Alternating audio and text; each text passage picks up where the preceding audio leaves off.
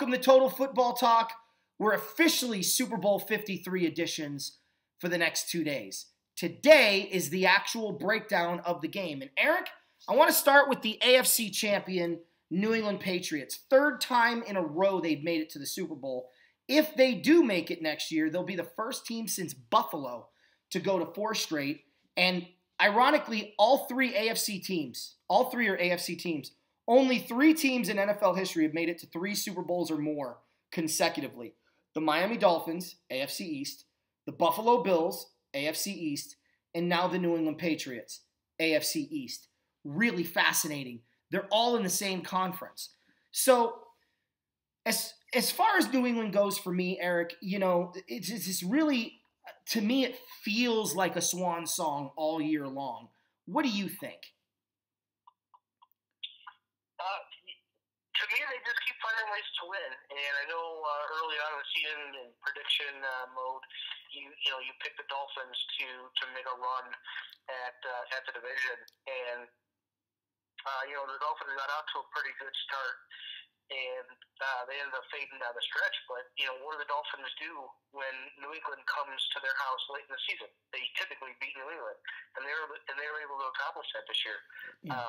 And everybody was like, "Oh well, Patriots are falling apart, and Brady this and Brady that, and Brady's in his 9th Super Bowl." And at 41 years old, he's at his 3rd consecutive Super Bowl.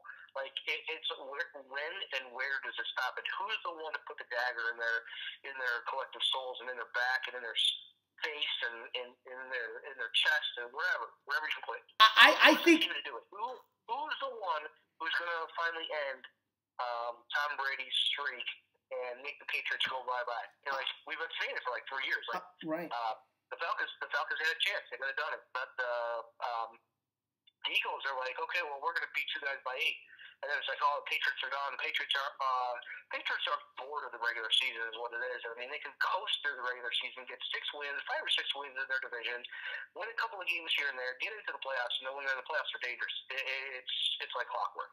It really is. And what I think is fascinating, though, is I think it's going to take a blowout to get this dynasty out of here. If they lose a close Super Bowl, I think that only drives them to get back, right? And they know they had an opportunity to win that Super Bowl last year, and then Brady got strip sacked. But what I do think is funny is, if you remember, I had New England picked to go 11-5 this year. Okay? And that's exactly what they did. I just thought the Dolphins would also be 11-5 and get in there due to tiebreaker and win the division. It didn't happen. But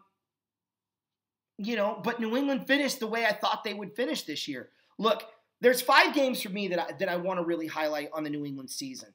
Houston Week 1 was a great game to watch, in the sense that, you remember, we both had high hopes for Houston all year long, and New England playing them, this was going to be a measuring stick, and New England responded with a pretty impressive win in Week 1, didn't they, Eric? They did, yeah. The only drawback of this game, and I don't mean to nitpick, but this was Deshaun Watson's first game off of the ACL surgery that he had the year prior, excuse me. And he was very, very shaky. And even though it was a 7-point win by New England, the final score is a little misleading, in my opinion. Yeah. And then, for me, October 4th is really when the next big game for them came up. Against the Indianapolis Colts on Thursday night, a game I felt like they thoroughly dominated. Andrew Luck made a showing, but Tom Brady was like, "Get out of our yard. You're Peyton Manning, you are not, and this is not a rivalry." And I felt like Tom Brady played arguably his second best game of the year, that particular game at home. Your take? A lot of people had this game circled on their calendar only because Josh McDaniels spurned the Indianapolis Colts and Indianapolis, we're in Indianapolis, we're going to go into New England, and we're going to beat the Patriots, and we're going to get our revenge. And Brady's like, I don't think so. I mean, I got one of the best offensive coordinators in football, and we're just going to throw the ball all over the place, and that's what he did. He had 341 yards passing. That was his second highest output of the season. And I just think they were coming off a 38-7 win over Miami the week prior. So they only had a couple of days to get their game plan going. But remember, Indianapolis started out 1-5 this year and still made the playoffs. So that was Indy's fourth loss in a no, not fourth loss in a row, but that was part of that Indianapolis streak where they went 1-5. So they were still trying to find themselves with Andrew Luck getting back.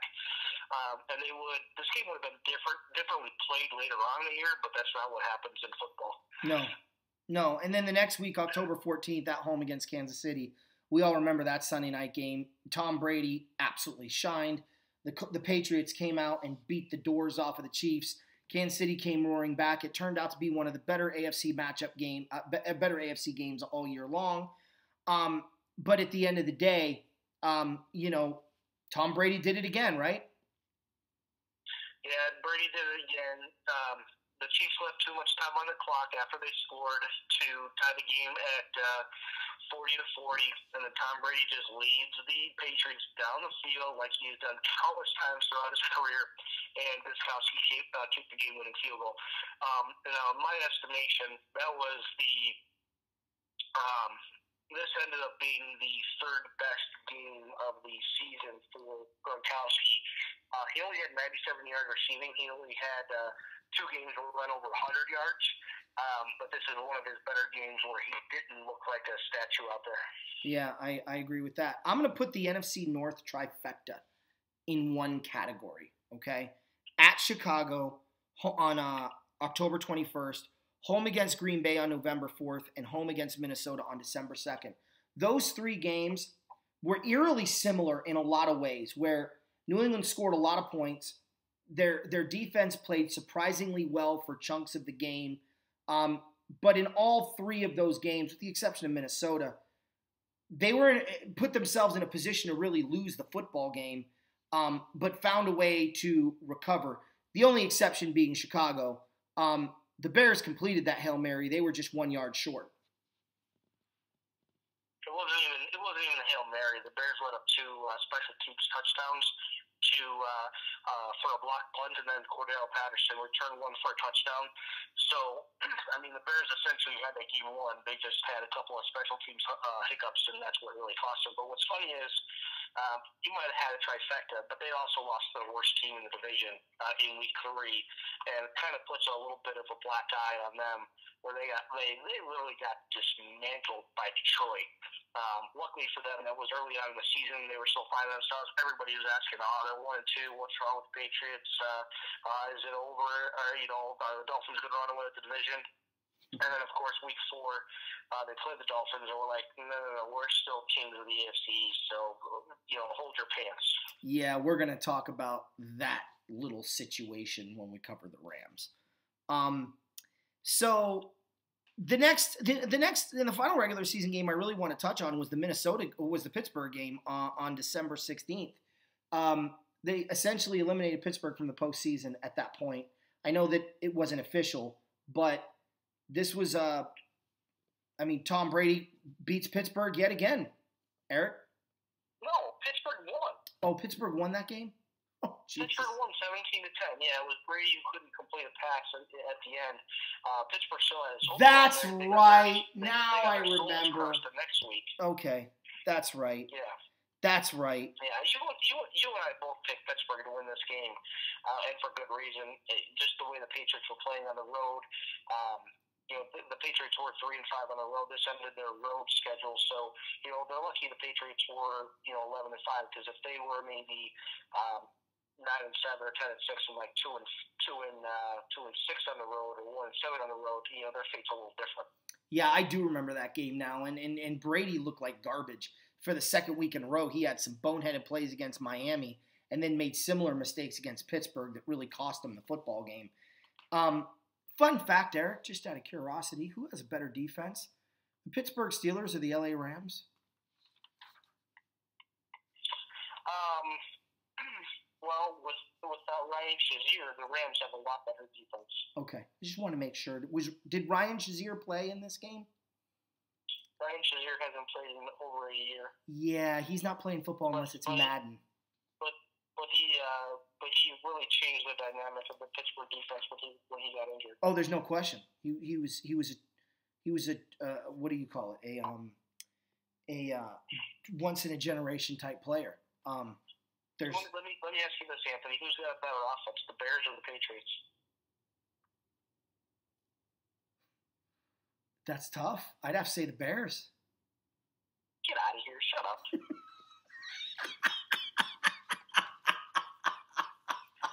I mean, granted, you did lose to Mitch Trubisky, so. Well, and I'm just saying. I mean, there's more weapons on Chicago than there is on New England. No, I don't. The Bears have 2 running backs. The Patriots have 3. The Bears tight end is not as good as the Patriots, even on a bad day. And then I will still take Julian Edelman over any of the Bears wide receivers not named Allen Robinson. Well, okay, but I'm naming Allen Robinson. And then after that, you've got Gabriel versus Hogan. Who are you going to take?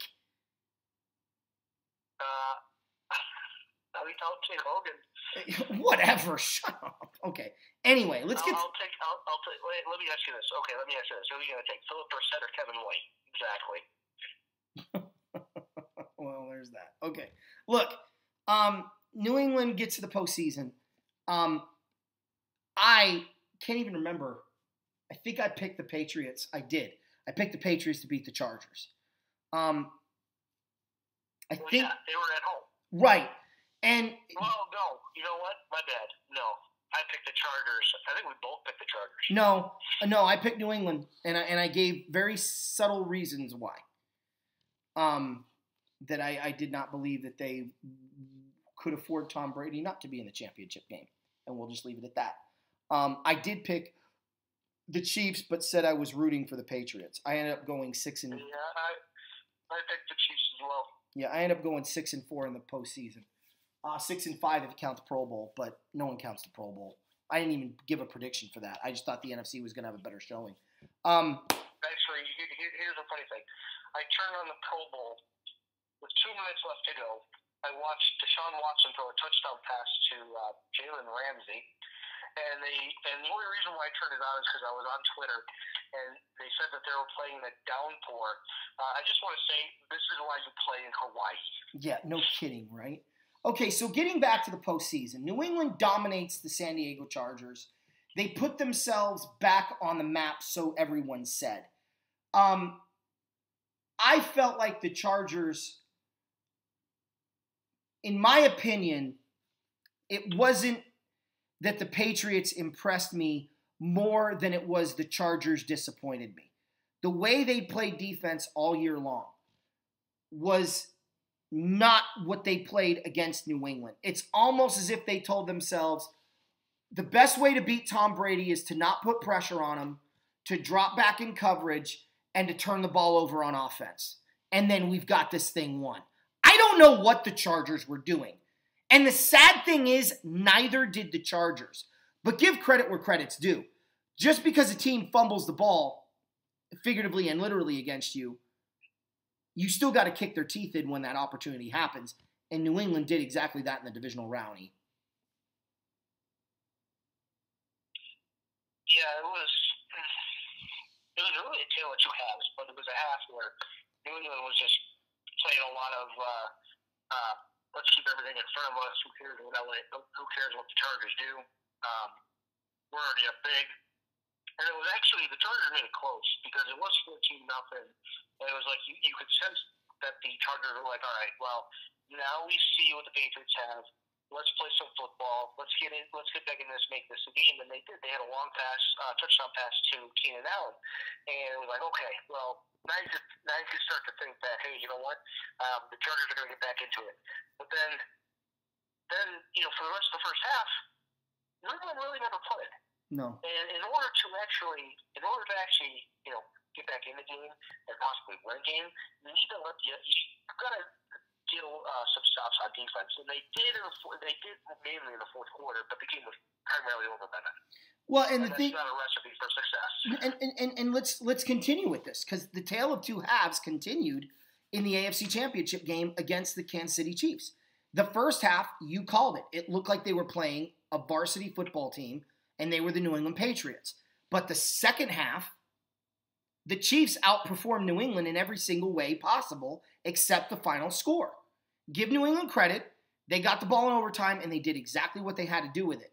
But for me, I felt like all of those criticisms that I had been having about the Patriots through the course of the year really started to bear fruit in the second half of that football game. And all of the criticisms that everyone had about the Kansas City Chiefs through the course of the regular season bared fruit all game long. The Chiefs all year long were an explosive offense with a mediocre to poor defense. The Chargers all year long were an okay defense with flashes of great and a really good offense. And the Patriots took advantage of that to get to the Super Bowl.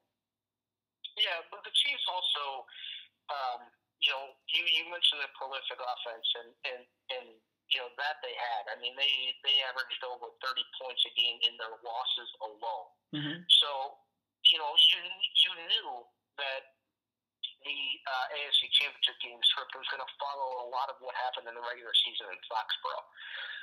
What I didn't anticipate in the AFC Championship game was how, dominant the Patriots were in the first half. It could have even been worse had Brady not thrown an interception at the 1-yard line in the end zone. And, if Kansas City scores one measly point in the first half, if they make a defensive stop, which you can say that they did because, New England punted, Tom Brady threw 2 interceptions, so they made a couple of stops, but it wasn't enough. You need the extra stops against New England to have a chance. Well, and or you just need to rename your team to Miami and then just whatever else, you could be the Miami Chiefs who play in Kansas City. Maybe they see Miami and they're on the road and they're like, oh crap. The thing for me, Eric, I'm surprised I didn't ask for the game to be relocated in Miami. Look, the thing that blew me away is about the Super Bowl is that Tom Brady was really good at throwing the ball downfield in spurts, better than he had been all year long. But you also saw in spurts what I've been saying, that he can't go deep. And when he does, he gets in trouble. Now, look, he went deep, especially in the second half, and it clicked. Okay? But it felt like Derek Jeter at the All-Star game. It felt like Derek Jeter in that final series against Baltimore of the regular season. Like, you were getting old school Derek Jeter, but you knew what you had in Derek Jeter all year long, right? The year he retired. And that's what the championship game felt. It felt like one last hurrah being made by Tom Brady. And he did a great job. I just wonder if a lot of juice got spent winning that game. Time will tell. Time will tell, but they've also had 2 weeks to recover, and I think that's huge too. Oh, especially with Tom Brady. No one recovers faster than he does. But he is 41 now, so time will tell. Let's move to the NFC.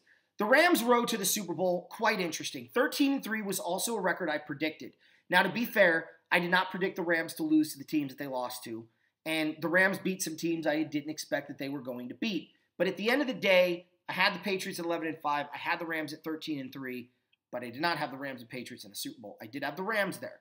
Now, for me, Eric, there are 5 games that stick out in my mind. The Battle for LA on September 23rd is where really the Rams season, this was the first, I feel, really big.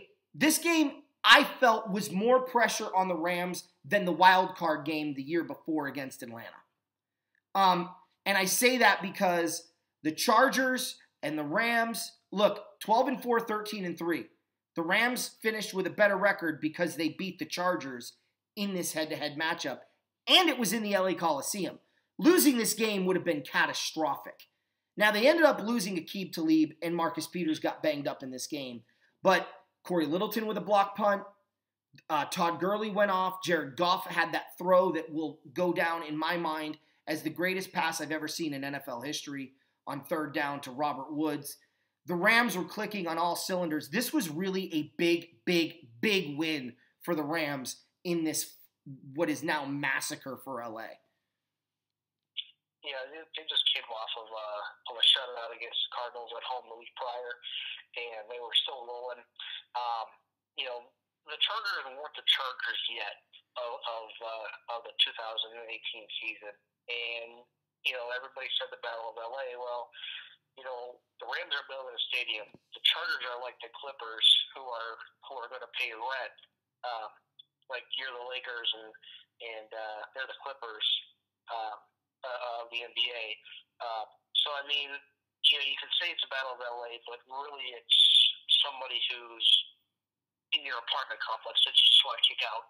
Right, but if the Chargers won that game, I think the dynamic for the city may be a little more difficult, is all I'm saying. Well, a head-to-head matchup, maybe, especially in different conferences, but what the Chargers were able to accomplish this year with what they did before they went into New England and really just didn't show up, I mean, really speaks volumes of the team and what they have. I mean, they went out to London, they won. They were 7-1 on the road before the AFC divisional game. So, they're going to be fun to watch, and depending on who they get as heir apparent to Philip Rivers, if they can keep that kind of trend going and maybe defend a little bit of their home turf, then that's where it's going to get more of the fans in LA to say, okay, well, Rams or Chargers.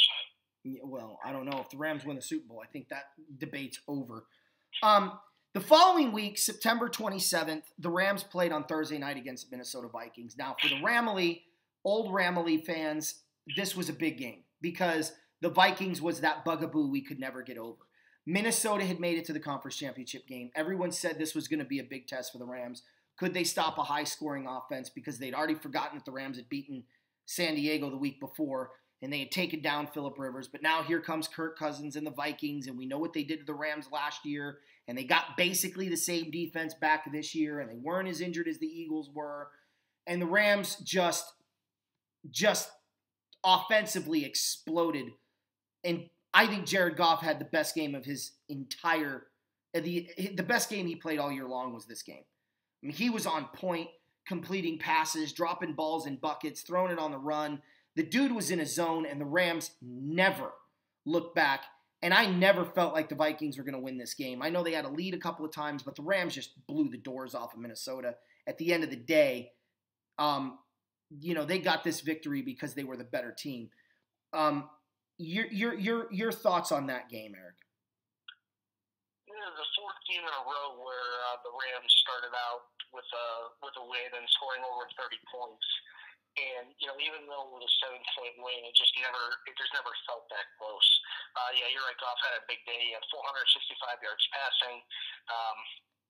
And let's see, what, is this a game Cup went down, or was that at Seattle? No, Cup went down officially against Denver. Denver, okay. Well, Cup had a great game in that game, too. It was 162 yards receiving. The Rams just displayed everything that they had. You could say that they displayed their whole arsenal, but their defense still wasn't what it is right now, and that's the whole thing. Like, their offense was clicking, but where was the Rams defense? Everyone wants to know about the Rams defense. Well, remember, this was the first game without Aqib Talib. Well, right, but still. Not but still. He made a difference. You cut their points in half. The Rams went from allowing 34 points a game, or 32.4 points per game, to 17. That makes a huge difference. And I don't know why that one guy made such a difference. Maybe communication on the back end. There's a lot of reasons why that could be. But this is what I'm talking about. This is really where the criticism to the Rams started with. And it's like, dude, what if the Bears lost Mike Singletary? Do you think the 85 Bears win the Super Bowl? Probably. But I bet you they give up more points. You can't take a key player like that out of the lineup. Maybe Mike Singletary is a bad example because you guys did lose Leslie Frazier in the Super Bowl, but look at your defense the next year. You were good. You weren't as good. And could that be because Leslie Frazier was forced to retire with the knee injury in the Super Bowl? I don't know. But here's what I do know. after that game, the Rams had a 3-game stretch on the road. They won all of them. They weren't supposed to win any of them if you were listening to the experts, with the exception of maybe San Francisco. They come back on October 28th and they play Green Bay. And remember, this was how do the Rams stand a chance against Aaron Rodgers? And look, it was a great game. It was a shootout. It was a 2-point victory for the Rams. The infamous fumble at the end of the game. Green Bay ended up trading half of their roster after this game was over. But to me, this win, coupled with the 3-game road streak, really cemented the Rams as elite in 2018. Your take on it? Well,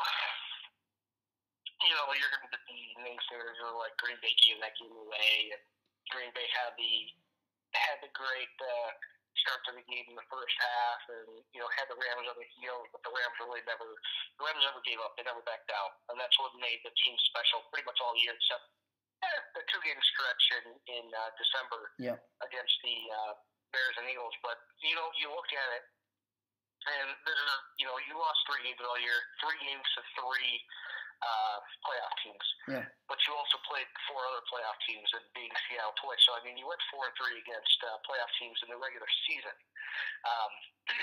And I point more towards not even the Green Bay game, because Green Bay had a spurt here and there where they looked really good for 1 or 2 games, and that was week 1 when Rodgers came back and came back with a victory. He looked good, in LA, and the tie against Minnesota. But really it's taking care of business in your division that really stands out to me, especially Seattle. I know you gave up 31 points both times to Seattle, but you're able to go into Seattle, not punt, which I completely agreed with when McVay was like, let's go for it with the one. They snuck it with Goff. And I'm talking to you on the phone, they're like, no, punt it. I'm like, no, go for it. And that's really sticking out to me. And then the game at home against Seattle, you won by 5, but Seattle had to come back in a lot of those games. Yeah. And that's where I feel that, that really tests the Rams' ability and strength and durability and character and whatnot. Like, you get the Seahawks, who are your prime nemesis. We're in San Francisco right now. I mean, they're on the down looking up, and the Cardinals are just there. You have to play them. So, in my opinion, it's the Seahawks who are always going to give you that game. Whether you win or lose. I mean, they're going to be the ones. As long as Russell Wilson's there, that's going to be your number one nemesis in your division. And who knows what Garoppolo's going to bring? Let's have him fully healthy for a year first before we know. But I just like the fact that it took a lot of guts and grit and cojones to pull off the victories against Seattle because of some of the play calling, which I really respect the base for. Well, and the second win against Seattle on November 11th was coming off of that gut-wrenching loss at New Orleans, right? And then the following week, November 19th, the Rams again. Remember, that was the 4-game stretch. The Rams are supposed to lose to Green Bay. They're supposed to lose to New Orleans. They're supposed to lose to Seattle. And then Kansas City, they had no chance. Remember all that talk? And that was probably the best game of the year. Rams 54, Chiefs 51. That's the final of the regular season games that I'm going to kind of touch on a little bit. There's one other game I'm going to mention in passing, but this game was incredible. It was incredible because it had defense, it had offense. It was just 2 great offenses going at it. Who is going to blink first? And again, I'm going to say it, and people can say I'm wrong till they're blue in the face, but proof is in the W, okay? Jared Goff outperformed yet another quarterback. At that point, he had outperformed Derek Carr. And fine, you don't want to count Derek Carr this year or Kirk Cousins, fine. He outperformed Russell Wilson twice. He outperformed Aaron Rodgers. He outperformed Drew Brees. He outperformed Patrick Mahomes. And then he outperformed Dak Prescott and Drew Brees again in the postseason. So for me, this was really a big, big win. And Jared Goff had basically 2 comebacks in the fourth quarter in this game, and the Rams prevailed. What was your take on that Monday night game? Yeah, the Monday night game in Kansas City, I mean, it was a pinball machine that just kept racking up points and points and points. It was like playing Madden on the easiest setting, and you're playing a 4-year-old who was actually pretty good, and he could score touchdowns at will. But scored 51, you're like, oh, well, where's the defense? But, a lot of people are going to forget that the Rams scored 2 defensive touchdowns. They did. They scored a defensive touchdown. And, the Rams were able to get to Mahomes when it counted with the strip sack and the interception in the fourth quarter. So, they showed their guts in that game. Sure, there were a lot of points. First time anybody's ever scored 50 or more points and lost in a game. And I know a lot of people are clamoring for a rematch in the Super Bowl, but Kansas City wasn't able to stick up their end of the bargain. Yeah, I guess not. I mean, look, the other one I want to mention is Detroit, December 2nd. I'm just going to mention this in passing. Tom Brady went to Detroit early in the year when the Lions were healthy and got his pants beat off. Jared Goff went to Detroit when the Lions were healthy and improved on defense and still put up 30. Now, on to the playoffs. Just want to throw that out there. Just going to throw that out there. On to the playoffs. The NFC divisional playoff game against the Dallas Cowboys. The greatest non-division rivalry in professional football. And they played for an unprecedented 9th time in the postseason. And everybody said Dallas was going to run all over the Rams. And everybody said that the Rams are going to need to have Todd Gurley play well if they had any chance to win. And, the Rams' defensive line was going to get manhandled by Dallas, and the Cowboys' defensive line was going to manhandle the Rams. That game opened with Dante Fowler knocking the pee out of Ezekiel Elliott on the first play of the game. And I knew from that moment forward, not only did I not need to worry, and I wasn't already, but that this was going to be well in hand. Now, it might have been an 8-point game, but it wasn't an 8-point game. This might have been as equally impressive of a performance by the Rams as the Patriots' performance against the Chargers. Maybe more so because Dallas was so hyped up going in, and the Rams were just like, okay, doubt us. Aaron Donald, Ndamukong Suh, the defense stood up. The Rams rushed for 273 yards. Dak Prescott was able to go off because that was the game plan. Let Dak Prescott go off. Zeke ain't going to beat us. And defensively, we're going to run it down your throat. And that's exactly what the Rams did. And an impressive win at home against Dallas, tying the all-time series and taking a 5-4 series lead in the postseason. Eric, your take on the divisional game. And do you have like a mixtape of just bad Rams juju and you like play it when you're like, oh, well, the Rams are playing this week, so I got to play this mixtape and tell everybody that I heard all this stuff. I swear it's like a broken record with you sometimes. None of that was said out here. None of that was said that the Rams or that the Cowboys were going to run all over the Rams and Zeke was going to have, this monster day. I thought, did I say that Zeke had a good day? Yes, I did, because Zeke is a great running back. Okay, I put him in the echelon with Gurley, with Le'Veon Bell when he's actually playing as the upper tier running backs that anybody would love to have. But it wasn't Zeke. The Rams set out to stop Ezekiel Elliott, which they did, and they said, if anybody's going to beat us, it's going to be Dak. And Dak had a good game, not good enough to get Dallas to a victory or anything like that. But I even said, I even said that week in the divisional round, I was like, enjoy your win, because I didn't think it was going to be as close as 8 points. I thought it was going to be about 10 or more, maybe even 14. And, I just knew that Dallas didn't have the offensive firepower to keep up with the Rams just by watching both teams a lot. And I know the Cowboys had some good games early throughout the year where they just stymied the New Orleans Saints and only giving up 10 points, and they had other good games as well. That one sticks out the most. But it was like, you're playing the Cowboys at your house. They have a decent defense. They're not the greatest defense that's out there, and they have a really good running back and an above-average quarterback that, on a good day or on a great day, he has a potential to beat you, but he's not beating you today. What I didn't foresee coming was 260-plus yards rushing, and mainly all of them by C.J. Anderson. I know they split pretty much the carries, but Goff was calm, cool, and collected. He hit his wide receivers when they needed to, and He had a big, what was it, 3rd and 7 run where he got 11 yards to pretty much ice the game. And it was the Rams who were like, this is our house. I don't care how many Cowboy fans are here. All of Dallas should come here. It doesn't matter. You're playing here. We're not playing in Jerry World, and we know you're a different team, and we're gonna punch you in the mouth and stop Ezekiel Elliott. And that's what we're gonna do. Well, three things. Number one, this was not Jared Goff's coming out party by any means, and I know you know that. This was all about C.J. Anderson and the offensive line and Todd Gurley. But Colin Cowherd, Skip Bayless, Deion Sanders, Shannon Sharp, and many others on the NFL Network, Eric, is the answer to your question. I never said you. I don't know what people in Chicago are saying. I don't watch ESPN, and I don't listen to Chicago sports talk. What I do listen to is the NFL Network.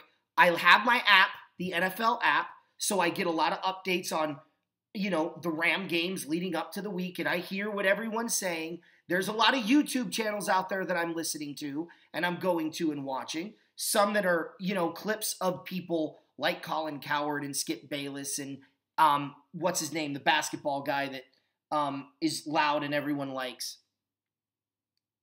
Can't think of his Smith. Stephen A. Smith? Yeah.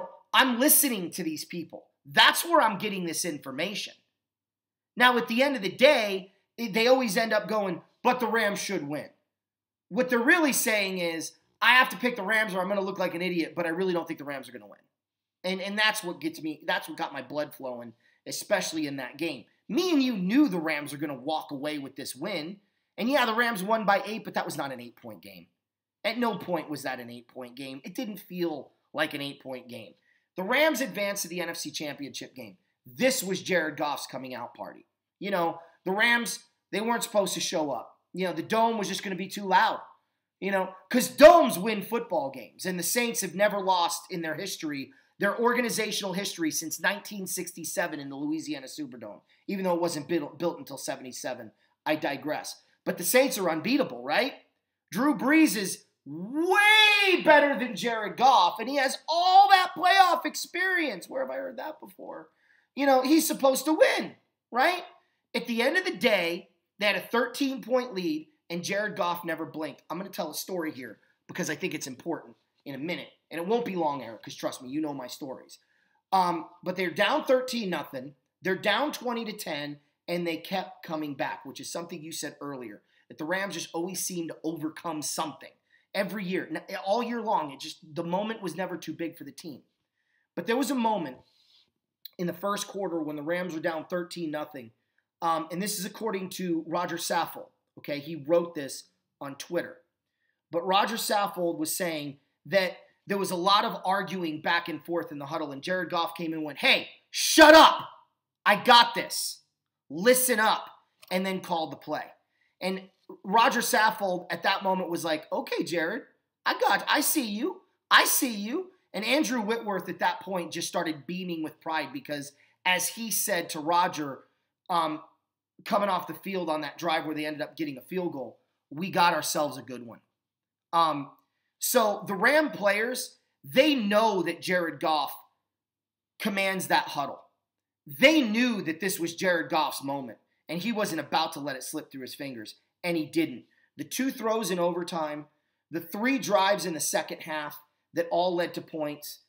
Yeah, you could point to the penalty, and I'm sure you may even bring that up, the no call. But at the end of the day, the Rams don't win this game unless Jared Goff plays outstanding. And not only did he play outstanding, but for the third time in 4.5 games, for the third time in 3.5 games, or 3.5 times in 4 games, however you want to look at it, Jared Goff outperformed Drew Brees and won the game for his football team. Zuerlein won it with the kick, but Goff got him in range to get there. And to me, this was the moment I was looking for from Jared Goff, because there have been moments where I'm like, I don't know if Jared can bring us back. I just don't know if he's that kind of quarterback. Now I know he is. Now I know he is, and that's an awesome feeling, because that performance is legendary. Your take. A lot of QPs have outperformed future Hall of Famers way back when and even now. I do not blame Drew Brees for the loss. Yeah, he had to pick an overtime, but I'm sorry, the loss is on Sean Payton. The game should have never gone to overtime. They should have never had a missed pass interference call, which Nickel Roby Coleman would never have gotten fined for an illegal hit on a defenseless receiver, whatever the heck they fined him for. Okay? I know. To me, it was a makeup fine. Okay, if Sean Payton is smart, which he has shown that he is not, he would have ran the ball 3 times and got the clock under 59 seconds. Okay, and then about 55 with a field goal, and then it would have the Rams would not have had any timeouts. And that's how you win a game. And chances are the Rams probably don't drive in the field goal range to get that 57-yarder. But we'll never know because Sean Payton made the wrong call on first down and on third down. Okay? The Rams had some timeouts. I'm gonna beat this into everybody else who talks about, oh, the Rams shouldn't be there, the Rams shouldn't be there. The Saints effed up. Okay? They literally effed up. Sean Payton effed up. Okay? And I'm going at I'm using that terminology because I want to say the real word, but I can't. And 2, Sean Payton effed up. All right, let's just get that out there. You know, the Rams deserve to be there because the head coach made the wrong call at the wrong time, and that's why you're there. So and Jared Goff's performance. Okay, yeah, Jared Goff's performance. You can put it all on that. It really all boils down to the plays leading up to Will Lutz's field goal to make it. What was it, 20 to 17? 23-20. But look, I don't disagree. I don't disagree with anything you're saying. But the 48-yard field goal to tie it, Jared Goff still has to get him in range. He still has to make plays, right? In a loud stadium. He does, and that's what one timeout allows you to do. See, again, the Saints didn't play it the way they should have. Okay, the Rams took advantage as they should have. And then when the Saints won the toss in overtime, they went down. Fowler got into Drew Brees' face. He ended up throwing a pick, and the Rams converted, and they won the game. That's how you do it. You make the other team regret what they've done. You should be analyzing Sean Payton's play calling instead of talking about a stupid pass interference penalty that wasn't called, and be like, let's point the finger to where it really goes. Because I tell you what, if I was on a national platform, that's the only thing I'd be talking about, and I would make sure that I'd be heard. I'd be like, if anybody else says it's about a missed pass interference call that the Rams are in this game, I will take you to first down, I will take you to second down, I'll take you to third down. Yeah. Right. Okay? And all I'm saying is, all I'm saying. So you're there.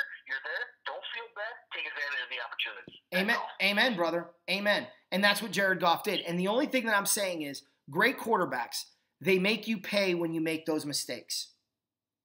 And Jared Goff and the Rams made them pay for that very vital mistake. All right, guys, that's the breakdown. The next show is going to be really, really brief, maybe 10, 15 minutes tops. We're going to actually do the prediction show coming up next.